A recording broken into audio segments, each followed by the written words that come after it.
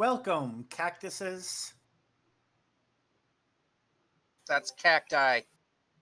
That's racist. This is episode 387 of an Unearthly Podcast, streaming live on the 27th of January, 2021, and featuring Meglos, written by John Flanagan and Andrew McCulloch, and starring Tom Baker as the Doctor, Lala Ward as Romana, and John Leeson returning as the voice of K9. I am Bill Sylvia, the Man in Black, and I'm looking to get me some of them GameStop stocks. With me are Randy Ronson McCulloch, Still coughing. Mad Matt Winchell, I forgot I had a line. and Thomas Fireheart. It's weird that we're ending on green things, but it's not lizards. Yeah, Matt forgot he had a line. Fortunately, I subbed in when I realized he wasn't saying it. I just literally went blank, and just as Randy started speaking, I just went, "Oh, no, okay." I almost forgot too, to be honest. And then was like, oh, wait. Like, as the intro was still going. I wasn't even briefed on that. I just wait. Why is that text in brown? Oh shit, Matt's supposed to speak here. Oh shit, it's been about 30 seconds. Oh, it's been about like 4 seconds, is what I suddenly realized. Oh wait, I had a line. I wasn't gonna bring that up unless Matt did, but yes, and we had discussed. I had to discuss it with both of them. Yeah, but my brain's been scattered tonight. How about you? I've only had like 5 things in a row that need to get done today, including getting an upload done to YouTube about a movie I'm going to talk about later. And wouldn't you know it, YouTube blocked it again. Movie footage, or I have the movie footage, the movie volume turned down to like 30%, and I have the any footage I have in there transparent up to about 30%, 30 or 40% as well. So why it keeps getting claimed despite being less than 20 minutes, I don't know. that sucks. You need to have a little disclaimer at the bottom that says copyright, whatever frickin' stuff. As far as I'm concerned, I'm just going to upload to a secondary channel and just have a link in the description going, "They fucked me again, go over here to see it." Yeah, I know It's a only lot of blocked in the United people- States. Everywhere else, I just can't monetize it, but they can still see it. Yeah. Speaking of which, I'm not sure if we've discussed this, but I realized our City of Death review is blocked in the United States. Huh. Probably something in the opening. This is why we can't do really good openings anymore. It's claimed by the BBC, so I'm guessing we put episode footage in there. I forget I'm what aware we of. did for that opening. I completely forget too, yeah. And that's one of the ones from back when we were uploading to Matt's channel, so I can't even check. Actually, Wow, you know what? has it Let really been that long? Yep. Let me check. Well, don't. So anything worth bantering about this week? No. Oh wow, that's episode 12. Oh god, yeah. No, there's nothing that really happened to me this week. It's blocked. But I usually have something in the description that might tell me what it was. yeah, I had to I tried getting out of working a full day Monday because I was like, I would like to be able to sleep. And I ended up What's this thing you call sleep? Yeah, it turns out that the boss that there I he brought goes. up that has since left had We allowed weren't here last week, but 4 people myself, to take Flex. several Yeah. weeks off at the exact same time. So So we were that down people that I had, I didn't have much of a choice. So I was going into that 8-hour shift on 3 hours of sleep.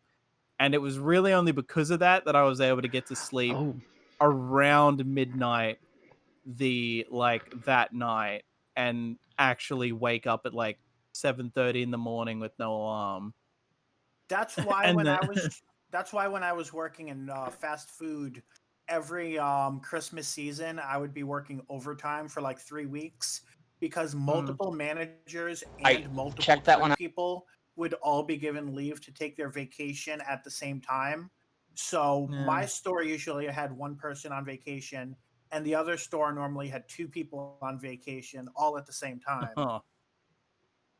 Yeah, like the woman who's in charge now is basically like, okay, yeah, not having that happen again. Like once all these people come back, it's essentially one person off at a time. Like no, like it used to be like the maximum at a slow time of year was 2, and usually it'd be like if you want January time off, probably tough luck unless you're like maybe 2 people were allowed time off in January. I don't think you're allowed any time off at all in late December. So it was just like, what the fuck? Why was this ever approved? And it's just like, and now he's kind of in hindsight fucked it over for all of us. So now we can only have one person taking time off at a time. I think I figured out why that episode's been blocked, by the way. We do actually show, without audio, the sequence where Romana is going through transformations.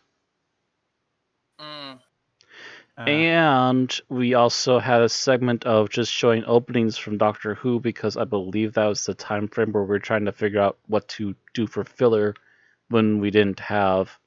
when I would like run out of images to show in a Google search. Gotcha. It's gonna be too That much used work to be a problem.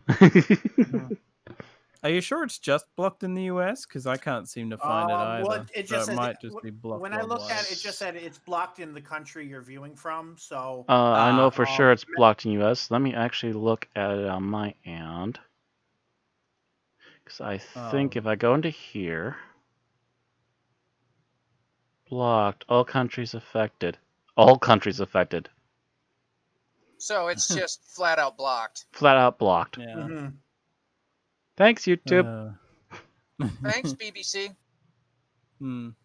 I blame YouTube more than BBC. YouTube is really knee-jerky. Yeah, BBC isn't usually that. Yeah, BBC doesn't usually depending. freak out that much at all. It's... Yeah, but they don't like people uploading important scenes of Classic Who. Yet they're all over YouTube, so... Yeah, I think it's more if you upload like a full episode. It's usually full episodes or half an episode that they start to freak out. Yeah, if it's just like a scene, they usually fine. Or at least that they'd like claim it but not block it. At the very least, yeah, I would understand claiming it, not blocking it. Yeah. Especially not blocking it worldwide. What the heck? Well, whatever. It's there, and it's probably going to be too much of a pain in the butt to fix. We could fix it if we ever want to re-upload it somewhere else, but yeah, that would take some editing.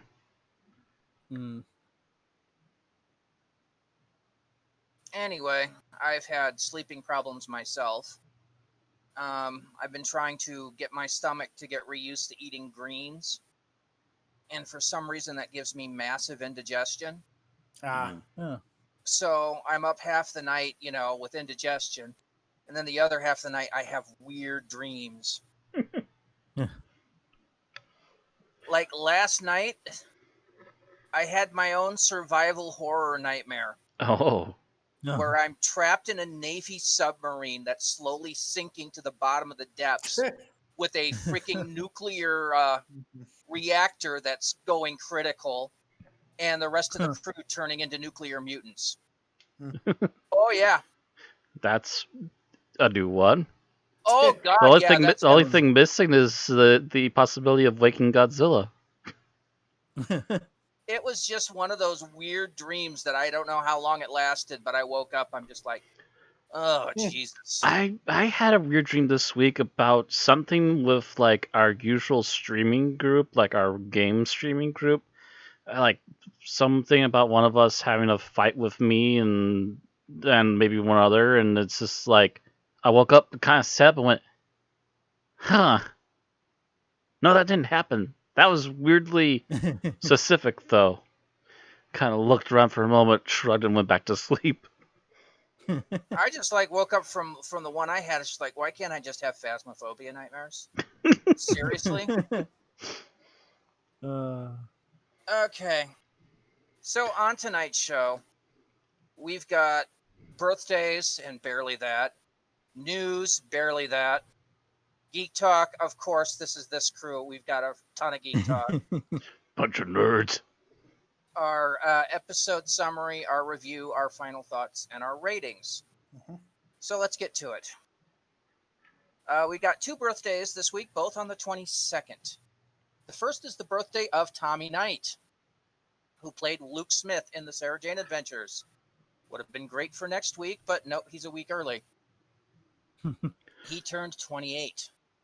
As he keeps getting older, I keep feeling like a distant uncle or a cousin or something, just watching this kid grow up. The other birthday on the same day is John Hurt, who of course played the War Doctor in 2013. He would have been 81, but died in 2017 at the age of 77. Can you believe it? It's almost 5 years since John Hurt died. God, that feels like forever ago already. Sometimes. All right, so the only piece of news we got is that the BBC has announced the next Blu-ray release, thank you, tongue, for Doctor Who, and that is going to be season 24. That would be Sylvester McCoy's first season, covering time in the Rani to Dragonfire. You know, his not quite good as the other two. Not his best season, but still has some gems. Mm-hmm.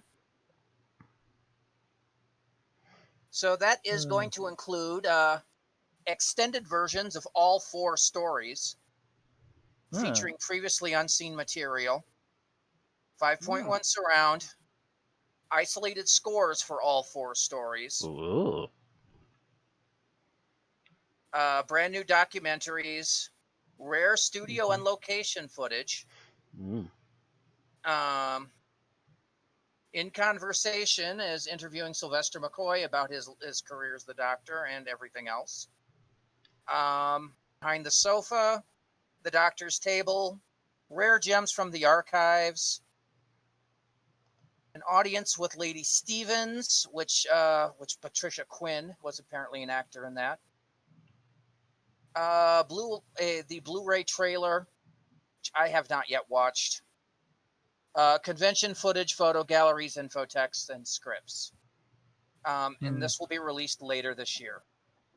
It is already available to pre-order from Amazon UK. Probably a US version will be a few months after that. Of course, it's funny because One time. It's good that they're stepping up the extras and features, because I feel like that's what's keeping the Blu-ray industry alive at this point. Yeah. I'm kind of interested in the extended version of the episodes. Agreed. Yeah. Of course, now I just wonder if now that they've got his first and his last, if they're just going to go, oh, well, fuck it. Let's release his middle one. They'll probably, I mean, eventually they will, but they'll probably release a couple others first. Yeah, I mean, this being all over the place is very like fucks with my head. I'm like, okay, so we've got the first and last of Tom Baker's seasons, and like one of his middle one, or like his like third season, I think, and then we've got like the 10th anniversary season and Trial of a Time Lord. And it's like, is there any specific, like, it feels kind of weird to not just start with like the Third Doctor and move forward. I could have seen it if they did like the first Doctor's first season as much as they could, the second Doctor's first season, the third Doctor's first season, Yeah, or even just like all of Tom Baker's stuff and then shifting to a different Doctor. No, that would overload, I think. Doing all of one Doctor at once. Yeah, that turns into self-competition at a certain point. That's why I thought Cannibalism. if they chopped it up into like the first season of each Doctor, then the second season of each Yeah. Doctor, Mhm. Yeah. then the third season of each Doctor, and then Mm. the fourth season of the Doctors that had a fourth season. But it's funny if they have the first and third of Sylvester McCoy, then that means the only thing they haven't released is his most popular episode. They're probably building up to it. Mm. Wait They for they want to it. save that one, but yet they've released some of Tom Baker's best. Assuming I'm remembering the order properly, because sometimes I fuck up, but I think it is. Yeah, season 25. Okay. Anyway, Big Finish this week has one new release, and that is the Diary of River Song Series 8 with Alex Kingston and John Leeson. Yes, I'm trying to figure out that one too. I even tried to figure out what episode he was in, and I couldn't figure that out. But apparently he's in there somewhere as the voice of K9. And there's 3 But which canines on the K9? cover, so I'm equally Oh, confused. really? I gotta check out this cover now.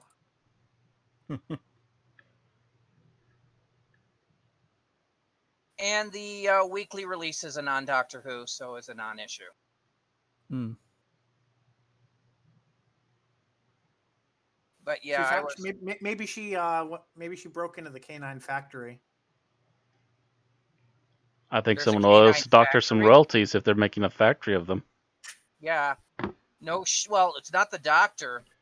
It's Professor Marius made the original design. Right. Marius And then made the the Doctor- original, but the doctor's made 3 variant upgrades since then, and What She the wonder- Doctor is doing is called copyright infringement. Well, no, he was basically handed the patent. So, yeah, basically he was. but who knows? Maybe it's like one canine per episode, but it doesn't mention them in the descriptions of the episode. So, I don't know. Thanks for explaining the need to know information there. Yep. Anyway, that's all the news we have this week. So that'll take us to Geek Talk. Matt, have your timer ready. Timer is ready. Bill, you are first with InuYasha, the final act. Yes. So a couple weeks ago, I covered the first 6 seasons of InuYasha before it took a 5-year or so hiatus. InuYasha, the final act, covers the last third of the manga, all within one season. So you might be able to guess that it runs at breakneck speed. It kind of, in many ways, the animation and the plotting both feel like a movie. Things that would be one episode in a normal season or 2 episodes in season 6 are a third of an episode in the final act, including even skipping one of Tetsaiga's forms that would have appeared in an episode just to kind of breeze through killing off a demon quickly enough to get to the next plot point. So just like a lot of anime movies, it's breakneck speed. Overall, I would say it's a good season. There's one major criticism I have is throughout the entire show, they mostly ignore the detrimental effects of Moroku's curse, and then they add a new effect to it, which I must have seen at some point when it was airing, because I thought for years that it was always part of it with the scar reaching toward his heart.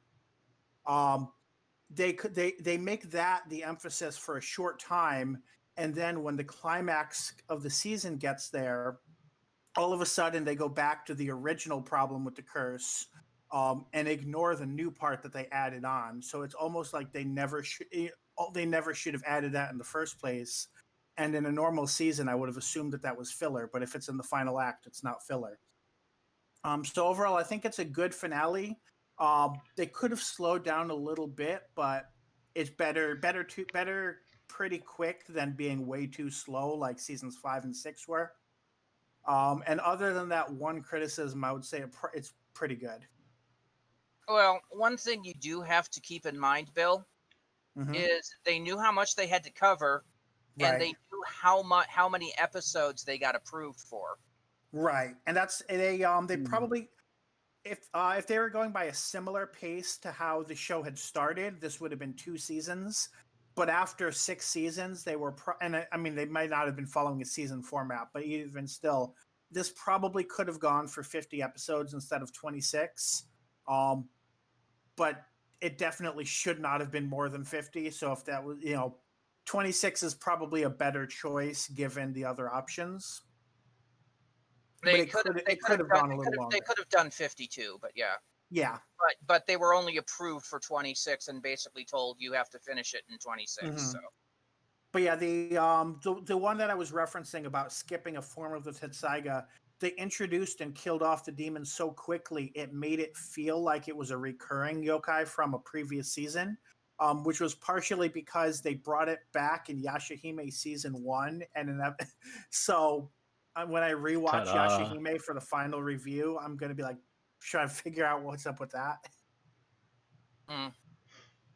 But yeah, it's just one of those things where they had to hurry because that's all they were given. They're giving us 1 season. Now go. Mm-hmm. Yep. All right. So some things were minor noted because of that. Mm-hmm. So my other item was I was given access to view The Mandalorian season 1 on Disney Plus. This is one that I've been trying to avoid spoilers for, but certain spoilers have still made it onto the internet because it was people haven't been quite as courteous about The Mandalorian as they were about Han's death. So there are certain things that I knew ahead of time. What I did not know was what the final tone would be. And ultimately, I feel like it's almost like Firefly if Mal Reynolds did not have a crew. In a lot of ways, it's not quite as comedic as a Joss Whedon project, but in many other ways, it's hits similar notes to what Firefly would if Mal Reynolds was by himself and not bouncing off of anyone else, other than the characters that are on the planets he visits. I still believe by watching this that this started life as a plot for a Boba Fett show before the reboot and when they changed a lot of stuff in Star Wars. So they probably had an outline before 2015 and then revised it to be a new character. By which I mean he displays many of the skills you would expect from a Boba Fett show, but he's not quite as overconfident. There are times when he specifically does not want a certain level of heat on him. But he's still a very prestigious, very skilled bounty hunter.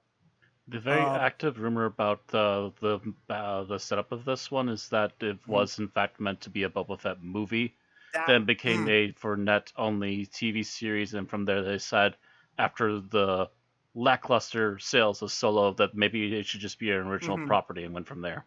And that makes a lot of sense too, because the middle episodes, while they're still good, could have been cut in terms of the main story that they're telling. You only really needed episodes 1, 2, 3, 7, and 8 to tell the main story that they're telling, and the rest are kind of just building up other aspects of the character. So there are some funny moments, but not as much as you'd expect from the average Star Wars, which you might expect for a show following a Mandalorian.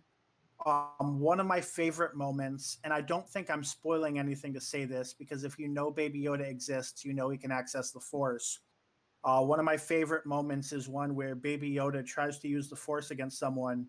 The person just like suddenly explodes, and he looks at his hands like, did I do that? Am I that strong? And then you realize the Mandalorian just had taken the guy out. Yep, I know that scene. I'm not saying what episode that's in, but I laughed one of the out best loud episodes at that. I hear. Yeah.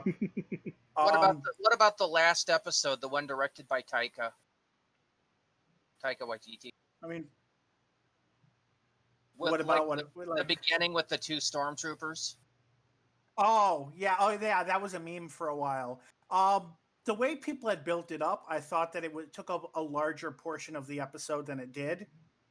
So I was surprised that it was only kind of a few minutes, because the people had been people had been building it up as if they were like the main antagonists of an episode, just from Oh the no, amount, no, the no. extent to No, which I don't people know where talk you got about it. that I from. mean, no, just because so many people talked about it, I thought it was a major part of the episode. No, just became a meme. But yeah, that was pretty funny, and that was kind of a lot. Yeah, that was that. Yeah, definitely helped to, especially it helped to break the tension at a very tense part of the show. And you Was definitely good. And you can kind of tell that was a Taika insert. Because if you look at it, it's very much in the same style as like Thor Ragnarok. Right. And speaking of which, Taika likes to play characters that are voiceovered. So if you showed me his face, like I could recognize his voice now. If you showed me his face, I would have no clue who it is. Oh, I know him by face. Because I know him from Thor Ragnarok. I liked Thor from Ragnarok a lot, so I had to from look him up. this. It's like, who is this man and what has he done? Oh, okay. He's a You broke my Kiwi. train of thought with that. I've been trying to keep on. I've been trying to rush, so I'm under 5 minutes, and I know my train of thought is broken. Sorry. Oh yeah. So visuals are that visuals. One thing I noticed is so they use an iconic image from the original trilogy and an iconic image from the prequel trilogy. They do them both better and more intimidating, to the point where it really feels like a Star Wars as an upgrade, as like an, I don't know if they put the same budget into this as like an HBO series, but that's kind of what it feels like it's a collection of movies. But yeah, it's the way they upgraded those iconic visuals is pretty cool. And I'm wondering if we're going to see any visuals from the sequel trilogy, although obviously the ability to make effects has not changed much since 2015. I don't know whether the effects here are all practical or whether it's a mix of practical and CGI. I'm guessing the latter. But it is still, a mix, but also you're over 5 minutes now. Okay. The last thing I want to say is they end every episode with concept art, which I absolutely love. It's a great touch. So ultimately, yeah, it's pretty good, and I'm going to watch season 2 next week. Alrighty. All right, I will tell you that concept art does continue through season 2. So nice. All right, next up is Texas Chainsaw Massacre. Yep. And yeah, to clarify the original from 1974. Yeah, I have the black and white poster this was a pain in the ass to finally be able to watch, because like I had, I don't want to give Amazon my money, so I wasn't going to rent it on there. It's not on YouTube to rent. It's not on friggin' like it's apparently on the streaming service Shudder, but I'm guessing either A, only in the US, or B, it was, but it's not available to watch now. Maybe. Because they don't have the rights to it at the moment. But either way, I saw it I went into a store that was having a sale. I happened to see it when looking through the horror stuff. It was DVD and not Blu-ray, but I was like, fuck it. I'm getting it now so I can watch this goddamn thing. I don't even have a good Blu-ray player, so yeah. Yeah. And I was so glad in hindsight watching this that only very minimal parts of this movie had been spoiled for me by cultural osmosis. Like Franklin's death, I think very certain iconic imagery had been, but that entire opening 20 minutes, outside of the fact that they pick up a hitchhiker, I had no real knowledge of what went on in that. And the first 15 to 20 minutes is arguably a really good short film on its own. You could just kind of end it after they kick him out of the car, and that would be like, well, that was a good short film. But yeah, also just I really love how, while it was probably affected by the fact that this was low budget, the fact that there's basically no score at all That's probably helps partially this budget. so much. Because especially if they're trying to they have the opening narration trying to claim that this is real. And I made a Law and Order joke because it sounds like the Law and Order voiceover guy. even though apparently they're from like Night Court or something. But yeah, the fact that there's no score, like the first death is just they just let it play, and it just made me think of Deliverance, which came out around the same time. There's fuck all music in that movie outside of like the dueling banjos thing, and it helps it rather than hurts it because it makes it feel more real. Well, you do realize it is based on a true story. Well, vaguely, yes. It's it's inspired by Ed Gein, and that's it. And like a lot of it is isn't that enough? The man could make your face into a lamb. I mean, there's like different things that were inspired by him, like Silence of the Lambs and other stuff. If I remember right, the quiet really adds to the eerie atmosphere during scenes like when she's running around by herself and things like that. Yeah, like there's, I really feel like there's only music in like a handful of scenes. Yeah, only a couple of them, towards the very beginning, towards the very end, as I recall. Yeah. And there's I think there's music on the radio, but as far as like an actual score, there isn't much of one. And again, it's a point of it fits, especially if you're trying to make this seem real. And yeah, it's I can absolutely see why this movie has the reputation it does. Did it scare me at all? No, but to be fair, it takes a lot for movies to get that out of me now. I can tell you if I'd watched this when I was 15, it would have scared the utter shit out of me. But yeah, now at this point in my life, no, but it wasn't I wasn't mocking it the whole time. I was making jokes, but I wasn't wow, this is so bad, I'm gonna riff it kind of jokes. Mm-hmm. I do that, and of course it is kind of hilarious. Yeah. And of course it is hilarious to me that the only reason any of these kids die is because some of them decide, well, this front door's unlocked, I'm gonna wander into this person's property. It's that was a smart idea. Please, horror movies are not known for the protagonists making good decisions. Yeah. Almost at 5 minutes. Yeah, I will say that I feel like I've seen people say that they hate the character Franklin outright, and he is kind of annoying, but personally it never really bothered me that much. Like some things sort of did where it's okay, this is getting a bit much, but not I'm pretty sure I've seen a clip of someone editing all of his annoying shit together and then playing the Hallelujah chorus over his death. And it's just well, it didn't feel like that, but whatever. But yeah, I would definitely say if you haven't seen it before, see it. And while I have seen the remake, yeah, it's no question that this is better than that. So yeah, moving on from that to now we're at Matt. Moving on to me actually. Phantasm 2. So released in 1988, Universal Pictures made this film originally. Shout Factory released the box set DVDs that I have, and once I'm done with these movies, when I get there, I'm going to revisit all the DVDs because apparently every single one of these has special features. Thank you, Shout Factory. All of them have a behind the scenes thing. Every single one of them, all 5. So yeah, I did this as part of my review series. A little bit of background information I got is that there was a producer in Universal that really liked the first movie, and it's been 10 years since the original. So he went out, found the original writer-director, and said, "Hey, if I can kind of talk Universal into giving you a movie, would you like to take a shot at a Phantasm 2?" To which he went, "Sure." And immediately went out and got all the actors he could back, because basically most of these Phantasm movies were all independent movies except for this one. So it was basically a small community kind of thing. Kind of like when Romero would make a Dead movie. This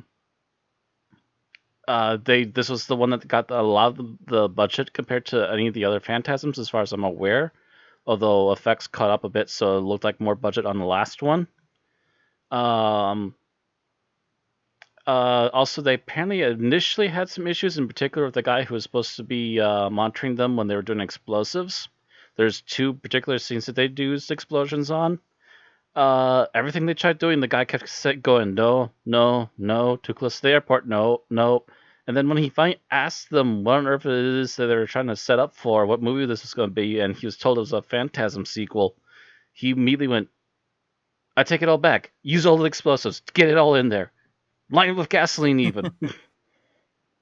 Apparently the effects guy, the effects judge was actually a Phantasm fan too, and suddenly realized what he was affecting and went, "Oh wait, I'm ganking a movie that I want to see a sequel of really badly. Actually, no, go ahead, go crazy." They bought a house that was going to be in front of a freeway, so as long as they removed it from the premises after a certain amount of time, they were free to do whatever they wanted with it. So they filled it with gasoline and then several other different kinds of explosives, set up 6 different cameras to get different angles, including different scenes later on in the movie, and lit the sucker up. That was a hell of an explosion, and like I said, they used it for later scenes too, so technically they used the same explosion twice from 6 different angles. But to focus more on the story instead of the behind the scenes, the long short of it is that Michael and Reggie are still the last people to survive from the original Phantasm. Mike's dad, not Mike's dad, Mike's older brother had passed away, supposedly in a car crash, although he still is aware of the tall man and believes that the tall man is responsible for his brother's death. As he goes up to, after Reggie convinces him maybe a car ride and getting out of town for a while is maybe the best idea for them, he goes up and proceeds to pack when he is suddenly attacked by the tall man, and the dwarfs reach through the closet behind him and shatter the mirror, grabbing him and pulling him in. Long story short, Reggie gets involved after he hears the commotion, gets a shotgun, and proceeds to beat one of the creatures and then shoots up a couple of other ones while also being cornered for a brief moment and turning on the gas for the stove but keeping it unlit. They had a fire going in a fireplace. This is what causes the explosion in the movie.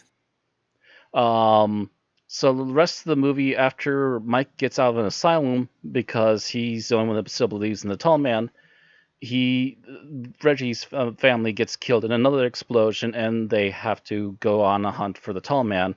While both Mike and the tall man are psychically connected with, I'm trying to remember her name, Elizabeth or something like that.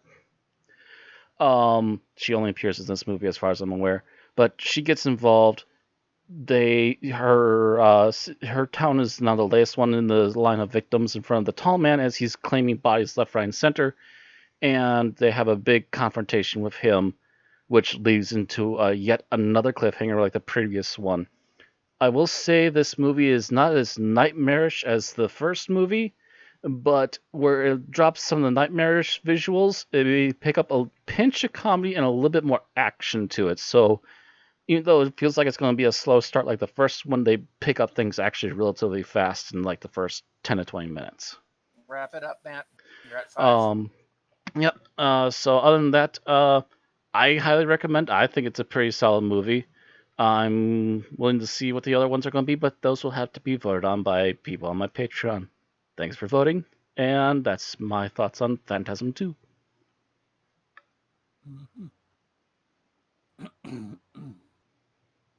All right, that takes us to video games. Yep, Spyro. Yep. So I was almost wondering how I was going to handle covering the Reignited trilogy, but then it occurred to me, well, I've played the original of the I played the first game before on the PS1, but I had never played 2 or 3, so I'll just cover them individually. I liked that it changes things up a lot. Like there's like power-ups and all this other shit and various things and one is just it'll let you get up to places you couldn't otherwise reach. One will just kind of, as soon as you start gliding, it'll just essentially give you endless flying. at one point you get like power-ups that essentially are doubled in one case, where like you get endless flying and you can like sort of your fire breath is increased, so you can destroy shit you wouldn't normally be able to, or kill enemies you wouldn't normally be able to, and stuff like that. It's also kind of funny because I remember going into the seeing what the graphics were like in the original compared to this. Holy shit!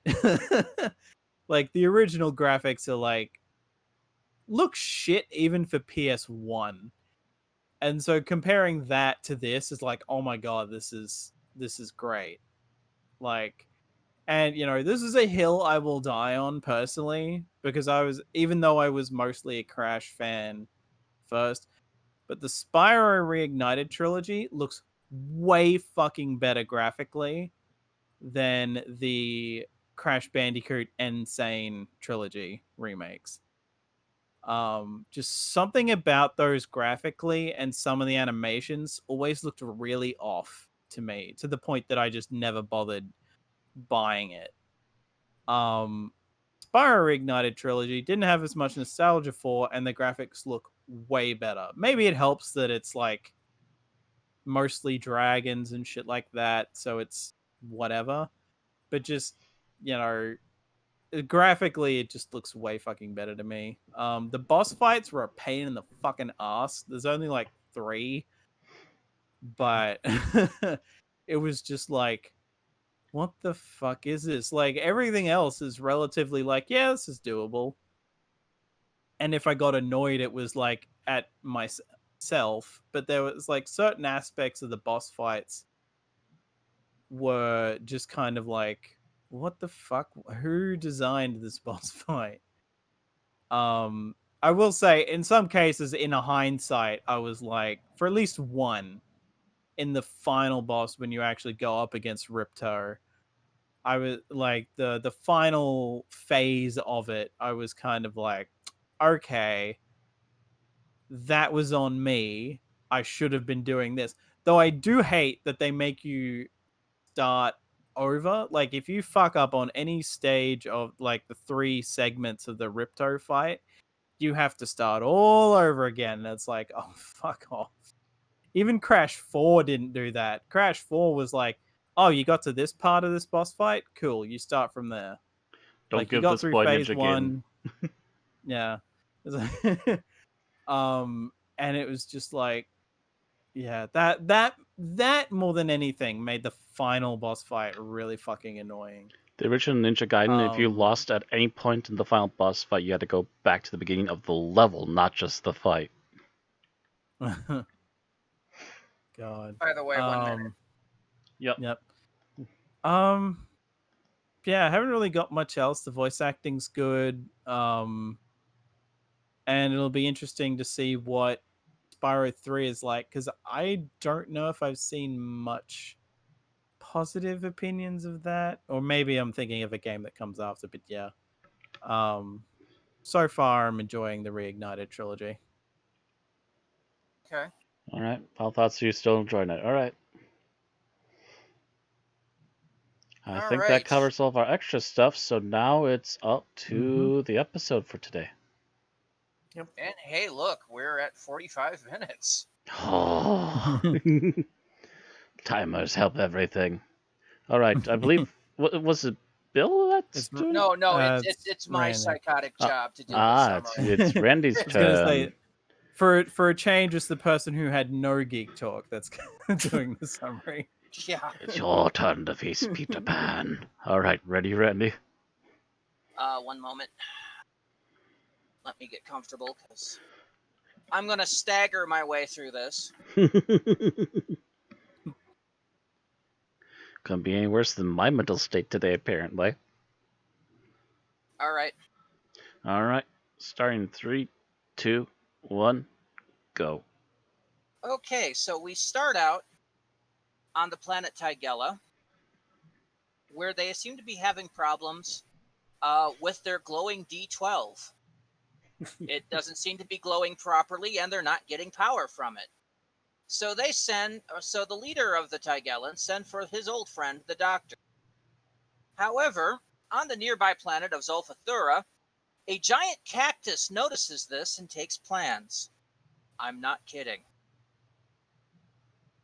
Apparently, he hires a bunch of space mercenaries, and that's using the term loosely, considering they're planning on stealing from their own employer, to capture an Earthling, which for some reason the cactus can merge with and allows it to shapeshift. I would like to point out that this is never explained. The man comes out and traps the Doctor, Romana, and K9 in a time loop. You know, something that previously could only be done on Doctor Who with, say, the power of the Time Lords or the key to time. He just frickin' does it. Well, he then shapeshifts into a copy of the Doctor and heads to the planet Tigella, where, of course, he is mistaken for the Doctor. This allows him to steal the D12, while the Doctor manages to finagle his way out of the time loop, lands, and as he comes in, the other guy leaves, and of course the Doctor is mistaken for this other guy and is arrested. This lets Barbara Wright, the leader of the priest cult,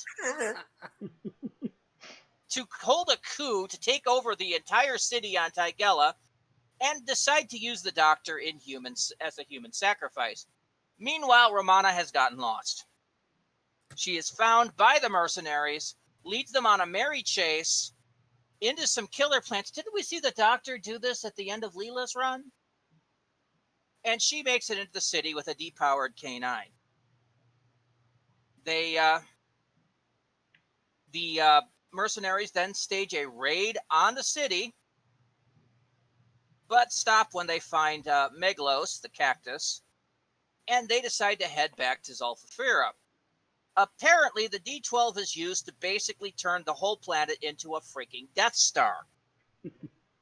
I'm not kidding. Nope. Which they are going to use to target Tigella. Well, the Doctor manages to clear up the identity crisis.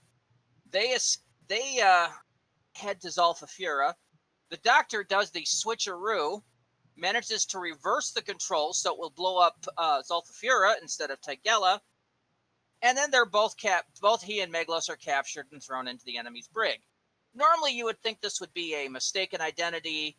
I'm the Doctor. No, I'm the Doctor. But no, as soon as Romana blasts into the mercenary ship in there, Meglos promptly demerges with the human and crawls off as a cactus, conveniently allowing the Doctor, Romana, the Earthling, and the Tigellans to get in the TARDIS and escape the explosion. Back on Tigella, they have to learn to adapt without their D12. They offer the Earthling a ride back, but the Doctor and Romana are recalled to Gallifrey. End of story. 3 minutes, 49 seconds, and no, he did not joke once about the actual plot of this story.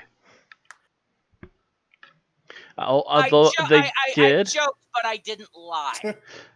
They did explain just ever so slightly what the heck the cactus thing was after it merged with the human. Basically, it's supposed to be like hard light or something. Oh, bullshit. Yeah. I would have made a joke about the fact that the human looks suspiciously like John Oliver myself. Also kind of looked like the singer from Talking Heads band. No, I will say bullshit. Arnold Rimmer is hard light in later seasons of Red Dwarf. Oh yes, I'm aware of this. This is a shape-shifting cactus. This is a shape-shifting cactus that supposedly through the power of hard light can control a human body and allows him to take shape.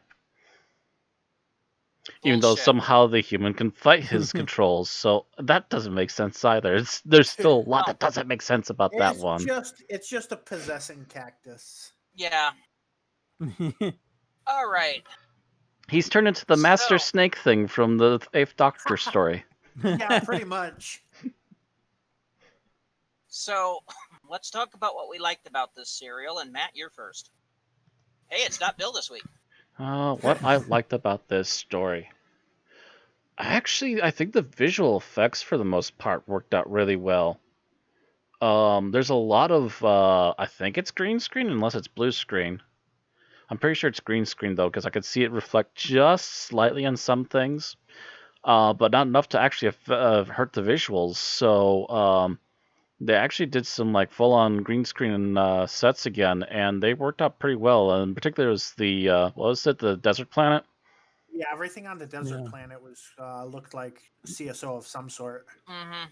I mean, nowadays it's obviously not nearly as flawless, but for like 1970s, almost 1980s BBC No, film technology. Right. This was 1980s BBC. This is 1981.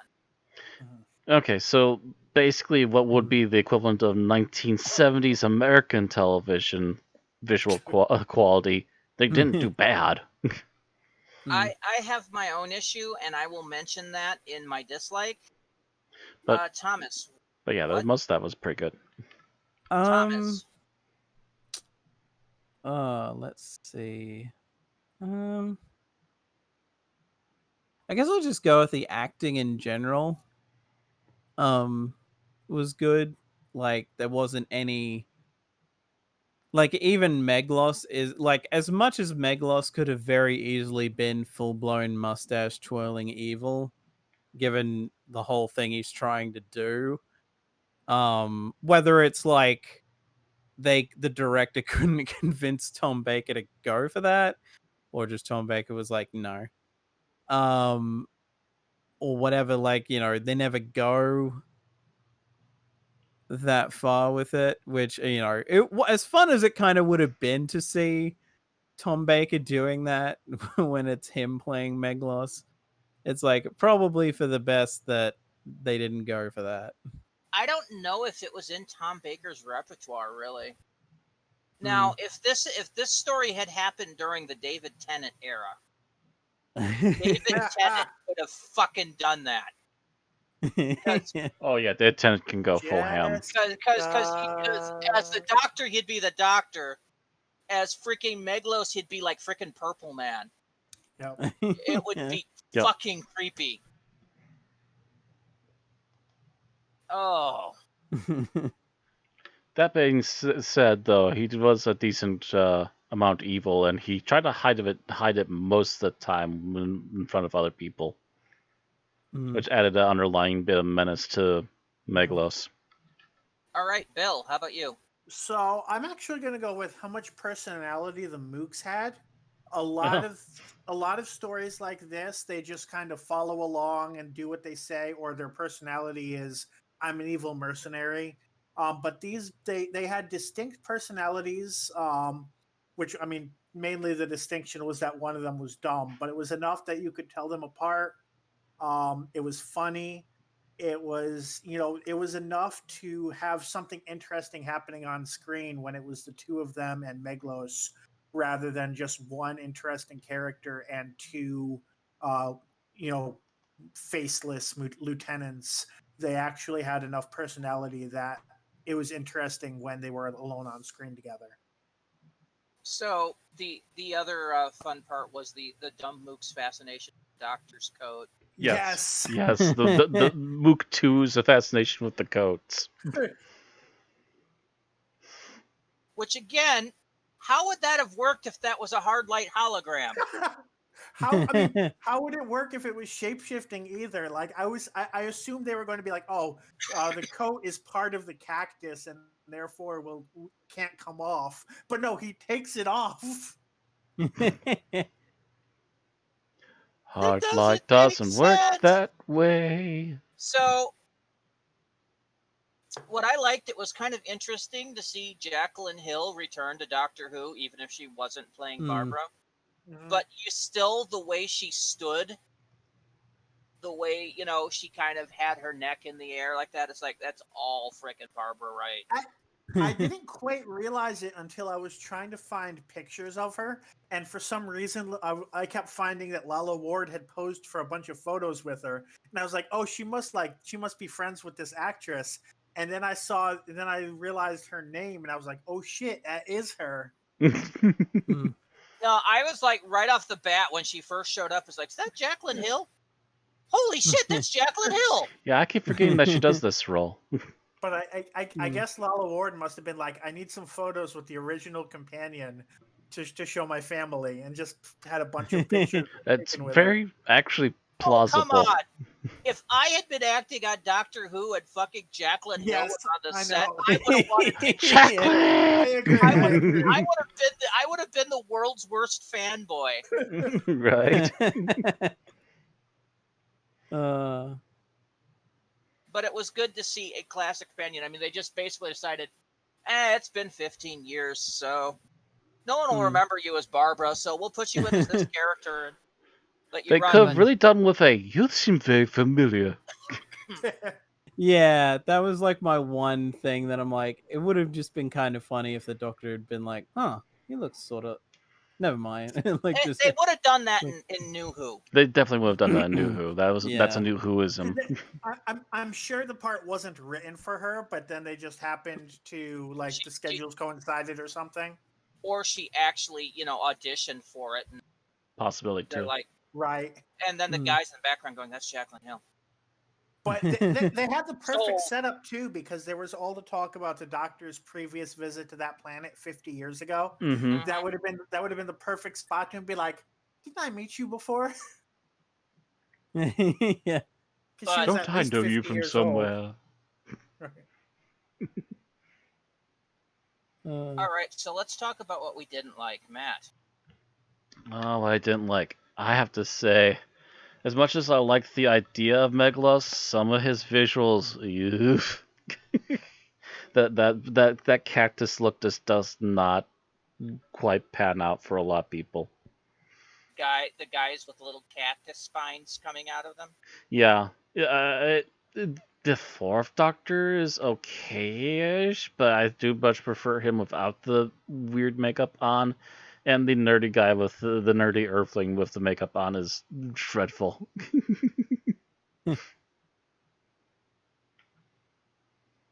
I can't really add to that. Thomas.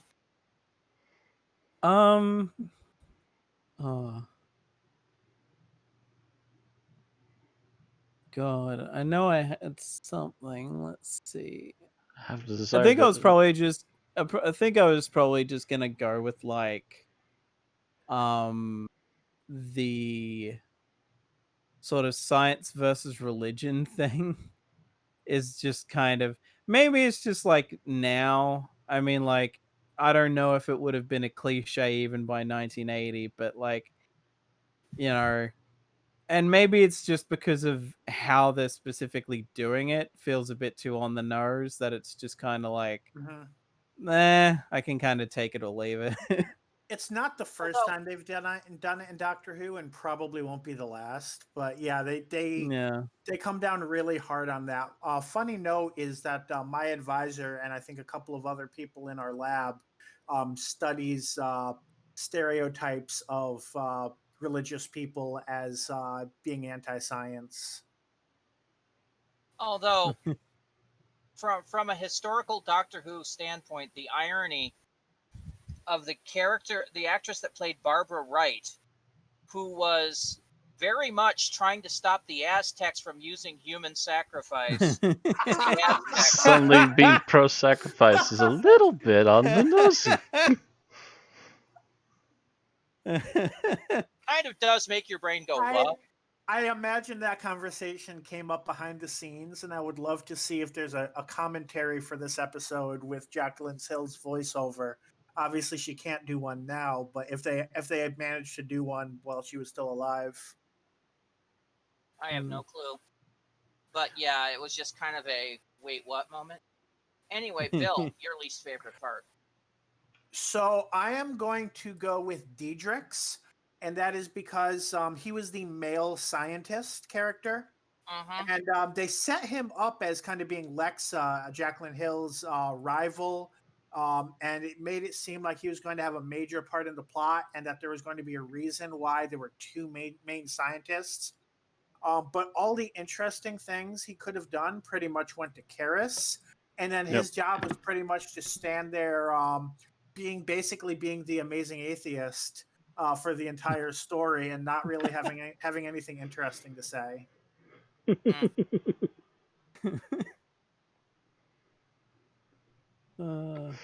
So my issue is, as much as Matt wanted to talk about the visual effects, especially on Zulfafura,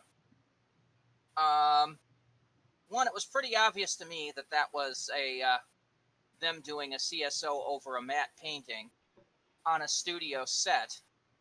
That they had I'm not saying that basically- isn't obvious by modern eyes, but back then it was let pretty me good. finish. That they had essentially stuck a bunch of sandpaper to the floor. And when you have a scene where something is supposed to be rising out of the sand, doesn't usually the thing rising usually wind up with sand pouring off of it? That was the one obvious studio set moment was the fact that it didn't have sand coming down. And it's not like that would have been a hard production thing. Okay, yeah, that could have used some sand falling off of it. That is one of the few flaws there. And like they literally could have just gone to a beach with some buckets. gone to a beach, gone to a freaking turf store where you can buy sand. Because it's obviously a model. Garden. You don't even need much sand. Right. Yeah. You don't need that much. But as long as you're filming it right. Have we used the "It's Only a Model" bump before? Yes. Yes. Oh. At least 3 times. Yeah, I was gonna say we definitely did a Series 10 one. It's only a model. Shh. But yeah, it would have been great to see that coming up and seeing the sand come off of it, but for the fact that it wasn't there added a level of fakeness to me. Because I know it was literally a 5-pound fix. Which means they could have gone out and spent £5 to do it. John Nathan Turner could have opened his wallet, handed somebody a $5, say, go get some sand so we can pour it on there. And they didn't do it. That just, it screams of lazy to me.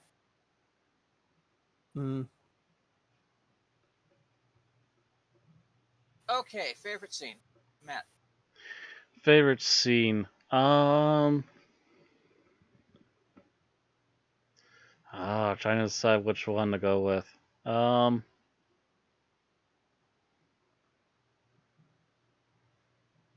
I guess I'm going to go with the ending scene with the human. We're going to get you back to Earth. Is that all right? Actually, I might be willing to stay here. I told my wife I'd be home in like 20 minutes. Oh, that's all right. We could probably bring you back before you even left. Oh, that's great. Wait a minute. That's Come on. The motto of the Air Bazaar. Any Monday, and they'll bring you back to this Friday. That way you still have the week. All right, Thomas.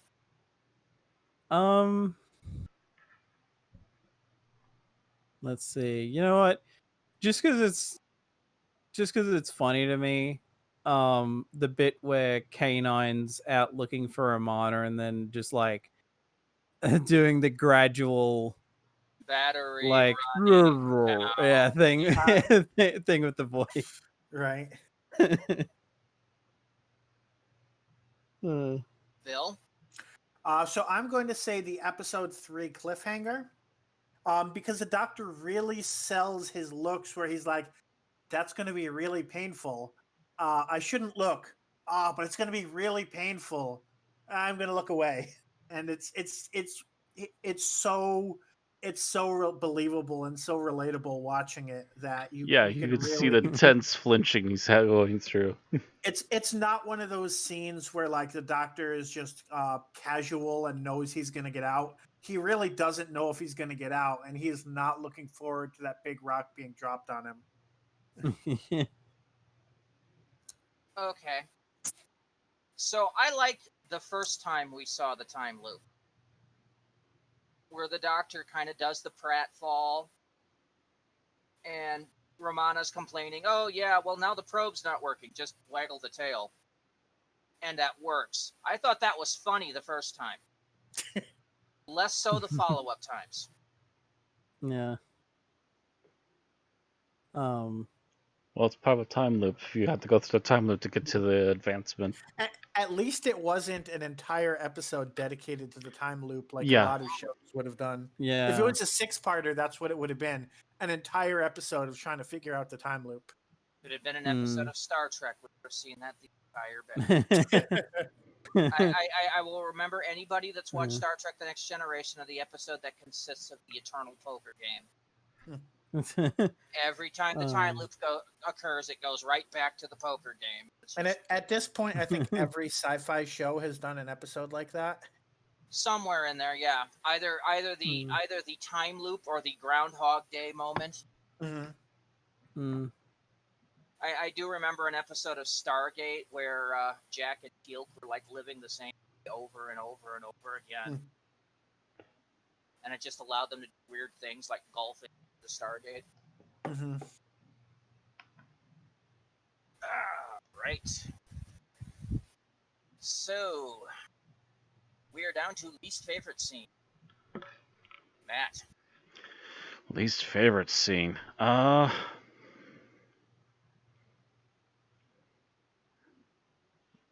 You know what? I'll say that for multiple reasons. There's the whole scene where we have Romana coming through the door, and you got Meglos, Doctor, and regular Doctor there. There's so much more they could have easily done with that scene. Even some stuff we've already mentioned before that they just yeet out the window and just immediately go to Meglos's monotone and wants to force its way past you. I wonder if they ran out of time. Like I'm they're like, it's only a 4-parter. You only have about a few minutes to worth of screen time. I am wondering if they realized, oh yeah, we only got. The thing is, actually, that last episode is short. Yeah, that episode is. Yeah. That episode that's right. Thomas mentioned that. It's only 19 minutes. It's under. Yeah. It's almost 17 minutes. So they could have added another 5 minutes scene if they wanted. They could have added at least a 2-minute scene of them going who's who. I mean, it would have still been solved relatively quickly, but at least it'd be something. All we get is a hi with a smile from the Doctor, I'm wondering you with the Meglos, and then immediately go into confrontation to try and escape. I'm wondering if there was like a newscast or something that required them to cut that episode short. Yeah. Maybe people were. Maybe the news was dealing with the death of John Lennon, something like that. Was that 81? I'm just quickly checking to see if there's any.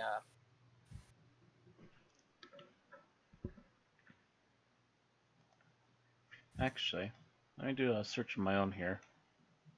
No,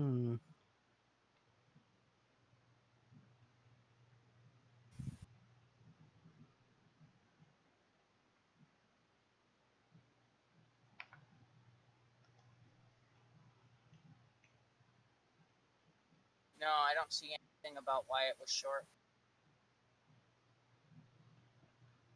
Yeah, it wouldn't surprise me if it's a matter of like maybe there was scenes in it that they just decided to cut and then didn't replace them with anything. It might have been because it was too late. So I know they added Lexa's death because in the original she just kind of vanished. Thought that it was better to die in a self-sacrifice moment.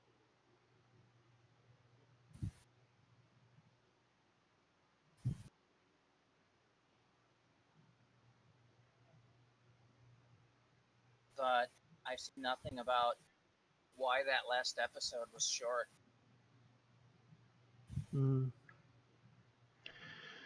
Yeah, I've checked a couple of sites now and I'm not finding anything. Because now I'm wondering if I had watched the behind the scenes things at all, if it would have come up. So I might watch those later to see. Anyway, where were we? I think that was Matt, so that'd be to me now, I Yep. guess. God, I felt like I had one and then I've lost it. So least favorite. Oh damn. What was it?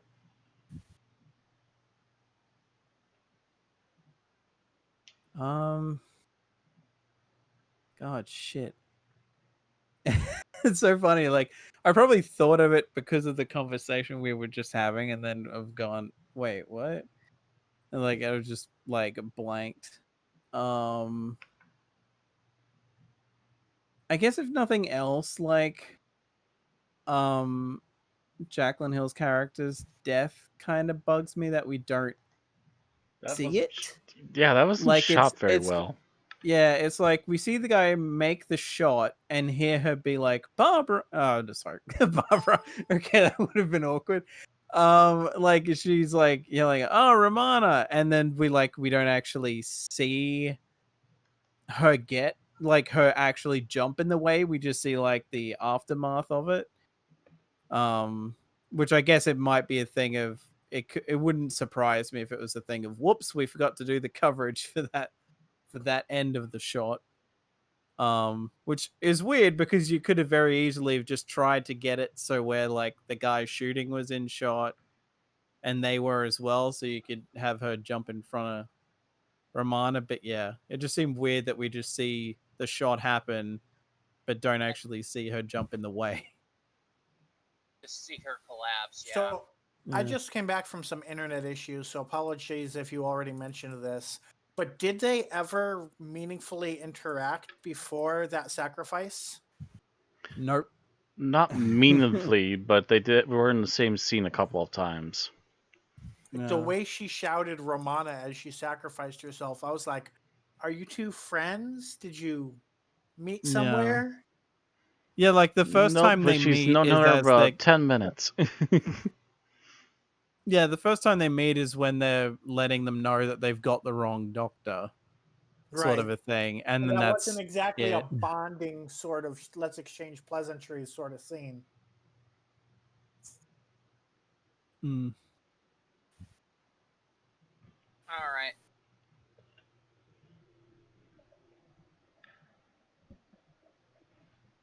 Oh God.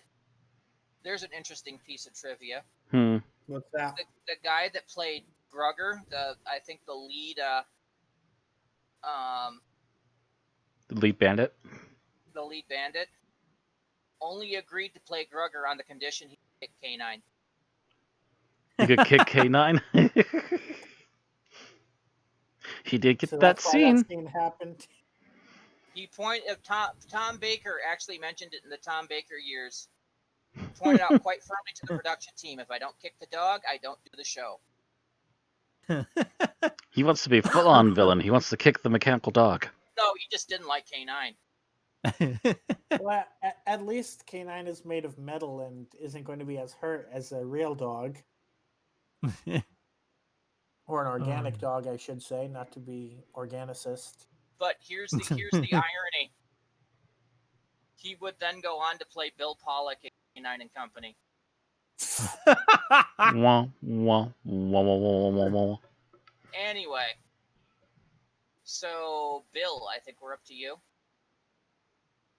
Yeah, and I think I am going to have to pass. The only scene I could come close to saying is the one that was just covered, and I really don't have any other scenes I can think of that I disliked worth mentioning. Okay, my least favorite scenes were any scene where the human tried to resist the possession. Yeah. That was lame as hell. It's just like, no, human, come here, human. Yeah. It looks like he's trying to hug him half the time. Yes, it does. I remember I had a nitpick while watching it that I was going to mention, but I guess it was small enough of a nitpick that I forgot what it was. Yeah.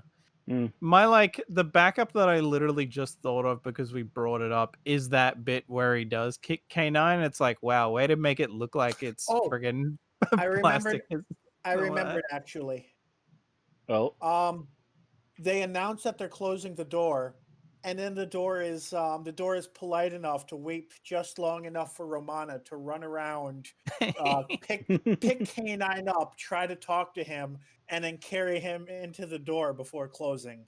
Yeah, you would think that Romana just would have grabbed him, ran, and on the other side of the door would have tried to talk to K9, and Right. that's when the door would have come down.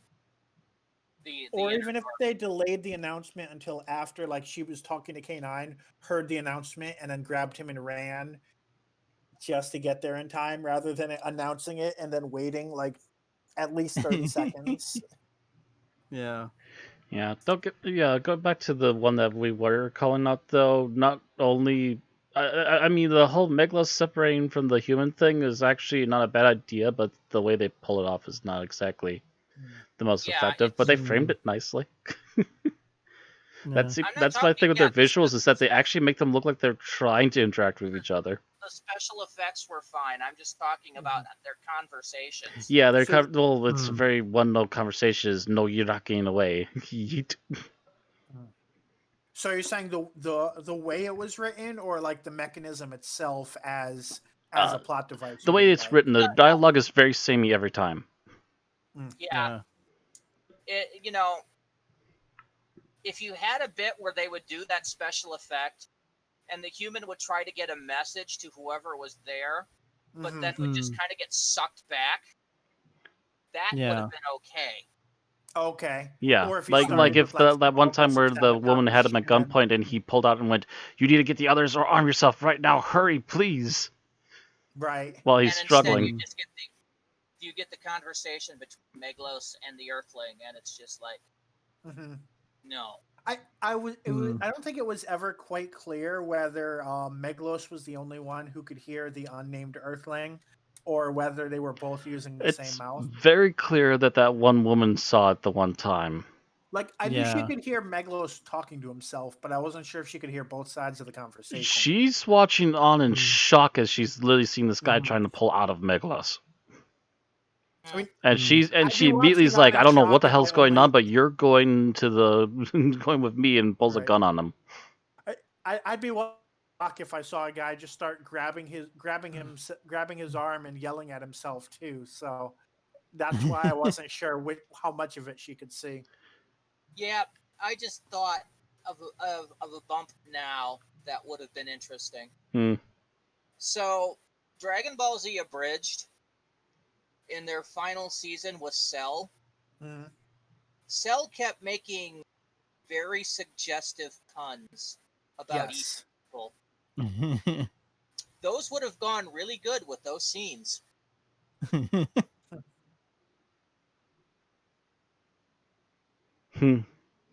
Maybe.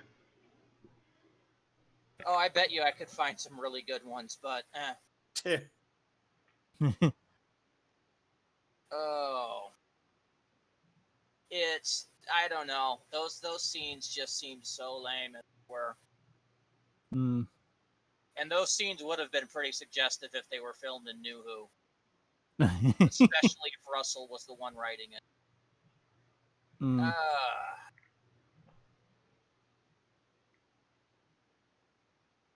Okay, so final thoughts, Matt. Final thoughts. I feel that the story is actually pretty well done for the most part. It's just that some of the visuals, including the fact that our main menace is a cactus, do leave a little bit to be desired. It's just the question of the choices they made with some of the visuals. The other visuals where they actually did a good job, they did a really good job. The characters writing was pretty solid across the board. You could tell characters apart just from the way they were talking, and much less how they looked. And I guess the only major qualms I had with it was maybe something to do with Meglos needs a bit of a change. So apparently, Flanagan and McCulloch were struggling to think of the villain when they were writing this, until they both looked up and looked at a gnarled cactus in their office. Well, I think they should have looked somewhere else. yeah, I think they should have just looked at the window. Maybe a giant lock would have been better. The lock. Large, yes. The lodge. Okay, And now for Thomas. something completely different, Thomas. Yeah, this is one of those ones where it's like, yeah, this is all right. Like, it's not for the failings it has, it doesn't like completely ruin it, but also it's just like the story's not good enough to push it past that. And I think ultimately, yeah, like as I was saying before with like the science versus religion, I can kind of take or leave. I think it's also just because we spend so much time hammering that in before the doctor even shows up on the planet. So it's like, okay, if we'd cut some of these scenes and like just had the bulk of it show, like having that be there when the doctor's shown up, or at least when Meglos has shown up, maybe it wouldn't have been as kind of like, okay, we get it. But yeah, like that aside, this is an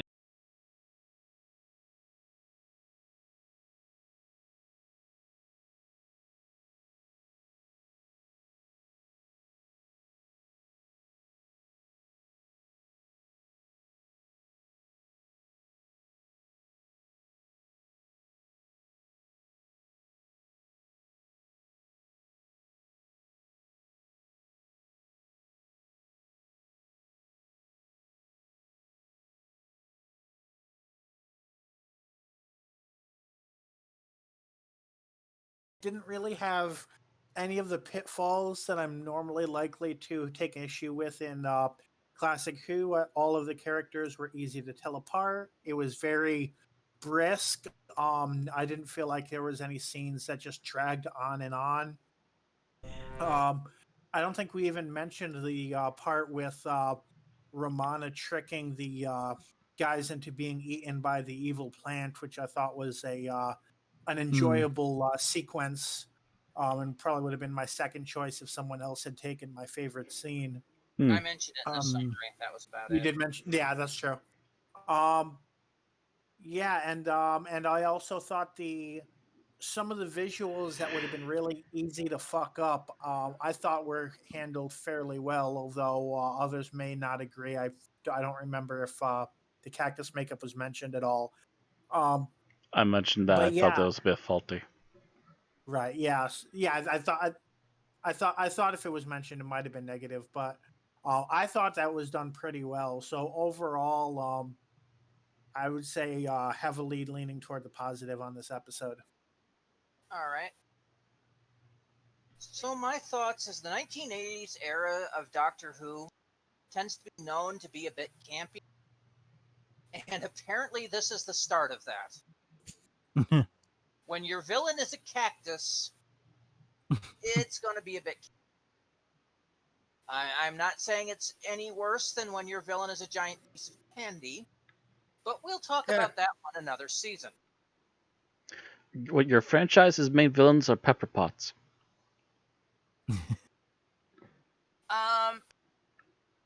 Like I've mentioned with the Leisure Hive, it's obviously that they kick the special effects up a little more, although you can still tell that the mercenary spaceship is a model. Yeah, they're still occasionally running into growing pains. But most of the visual effects look decent. Special effects look decent. As far as lasers firing and stuff. Mm-hmm. Most of that is pretty good. I just really wish the villain wasn't a cactus. All right, let's ratings. Thomas. Wouldn't it be Matt? Oh wait, who was first? Yeah. Yeah, that it's would the have been snap me. first, Okay. yeah. I'm docking an entire point for very silly physical visuals. So 4. The rest of it I was perfectly fine with. All right, Thomas. Um. Hmm. I'm just trying to think if I can justify that or if it's enough that it'd knock it down. Yeah. I think there's like not enough staying power for it that I'm gonna knock it down to 3.5. 3.5. Yep. Bill. You?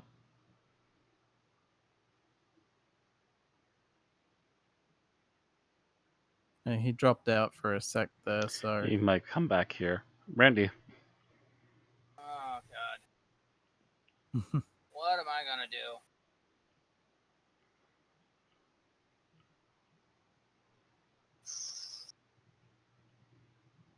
Five. See, I'm kind of with Matt on this, but then Jaclyn Hill. Jaclyn Hill's one of the good things about this. She did push it back up. But there's enough wrong with both the physical and some of the digital visuals that it does bring it down a notch.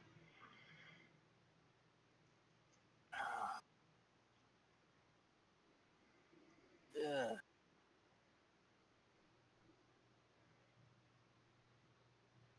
See, my question is, does Jaclyn Hill rise enough for me to give it a 4.5? I'm gonna have to say no. I think it's about 4.2, so I'm 4. Mm-hmm. Was that a Bill coming back? Yeah. You can hear me clearly, right? Yes. What? Okay, Yep. good. My Wi-Fi has been going in and out, so it's a good thing we're toward the end. Yeah, go. yeah. So I've been thinking hard about which side of the line this falls, and compared to some other stories in the 80s, I don't think I have enough flaws with this episode to give it lower than a 5. Whoa.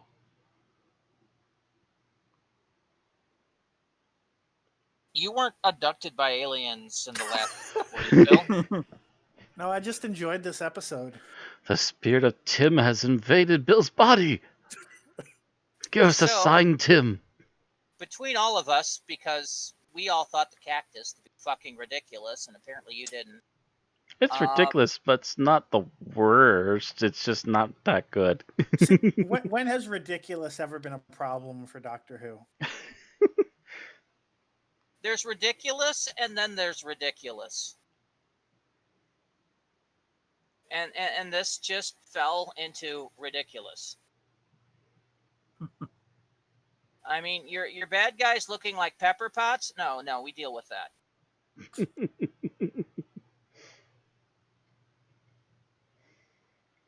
Boyfriends But eaten by plastic dumpsters.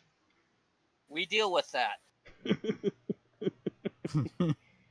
Alien shape-shifting cactuses who shapeshift for no apparent reason. Yeah. There's a reason. It's just not a good one. So, that everything said, this averages out to a 4.1, which puts Meglos at number 141 out of 374 things reviewed. It is on par with, let's see, where do the 4.1s begin? Army of Ghosts, Doomsday, Curse of Fatal Death, Mask of Mandragora, Nightmare in Eden, Mummy on the Orient Express, Under the Lake Before the Flood, State of Decay, Death to the Daleks, Fires of Pompeii, The Girl Who Died, Closing Time, It Takes You Away, Can You Hear Me, The Space Museum, The Pilot, The Daemons, and Oxygen. It is better than Spyfall, Rose, Planet of the Spiders, Light at the End, Castra Valva, The Invisible Enemy, etc., and is not as good as too far there. Gridlock, Bad Wolf Parting the Ways, Legopolis, Inferno, The Mind Robber, Nikola Tesla's Night of Terror, The Shakespeare Code, etc. So there we have it, 141 out of 376. That is all we have to say about Meglos. All right, so please let us know in the comments what you think about the episode, and what your rating out of 5 is. Don't forget to like or dislike the video if you feel those ways. And of course, make sure you subscribe and ring the bell to keep getting our uploads on our exports on YouTube, or follow us on Twitch to get our new streams every Wednesday night. Okay, so next week we start a little break from Doctor Who as we travel sideways into the spin-offs. We do the first of 3 weeks of Sarah Jane Adventures. Next week is Day of the Clown, written by Phil Ford and starring Elizabeth Sladen as Sarah Jane Smith, Tommy Knight as Luke Smith, Daniel Anthony as Clyde Langer, Anjali Mohindra as Ronnie Chandra, and Alexander Armstrong as Mr. Smith. We will see you next week. Good night. See you then.